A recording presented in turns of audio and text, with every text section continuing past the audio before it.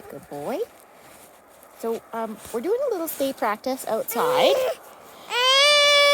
So working on your stay outside is really important to keep up because it helps the dog learn to, it gives them some reinforcement for focusing on you outside and for having a little bit of impulse control. So, and that's also, it's just so important to do outside. So a lot of the time we get stuck on doing our training only inside, and then the dog's a little wild outside. I usually try to avoid dog parks and just do like trail walks and more kind of calm situations. So leash walks and off-leash trail walks. Just only going outside to play with no training or no structure just gets you kind of a wild dog. And it's similar, I call it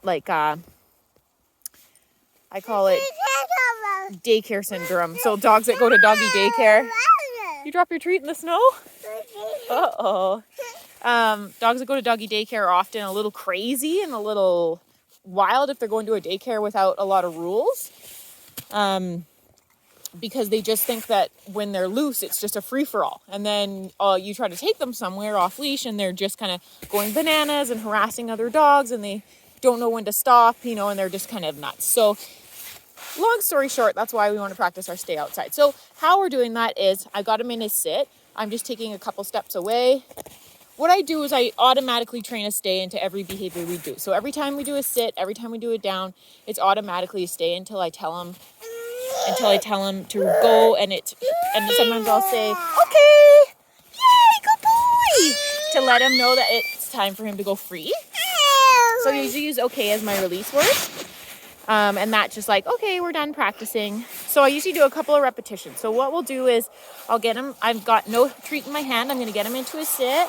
Good boy. I'm going to take a couple steps away. Yes. And I use yes to mark to tell him that he did a good job. And then I feed him a treat right back where he is. And then I'll do the same thing. I'll back up. And if he gets out of position, that's fine. I'm just going to reset him. Yes. Good boy. Good job. And then I'll back it out again. Yes, good boy. Good job. Good. And we'll do one more and then I'll release him. So you can see him looking. He's looking at Viva and Murphy are over there playing. So that's a pretty tough distraction. So he went free. I pushed him a little long there. I knew I needed to release him. So I'm going to just ask for it again. I put him back into the position. And then I'm going to go back. Good boy. Good boy. And then I say, okay, you're free. Good boy. Good boy. Good job. He's a good boy. Oh, he's crazy. He's crazy.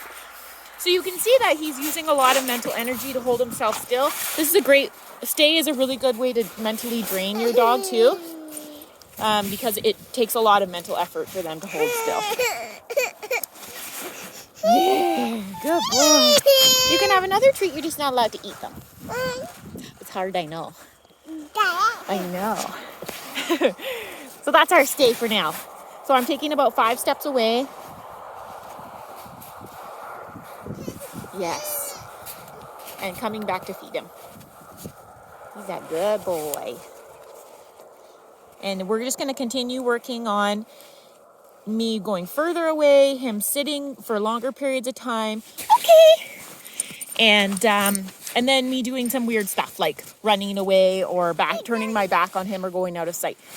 There's built-in distractions here because there's lots of other dog activity going on out here, and there's the cars going by and Lily's talking and moving around and stuff too. So there's some built-in distraction just in our daily life. So it's good to try in different locations. So we do it quite a bit in our yard, but I like to practice it out and about too, just on the street, at your coffee shop or wherever you go on your walk. It's good to try and just switch it up so that he gets a variety of different distractions and then he gets used to holding still everywhere. So that you have a nice calm dog. So you could take him out and you can just be assured that he's going to be able to lay down and sit and chill without needing to be crazy while you're out and about.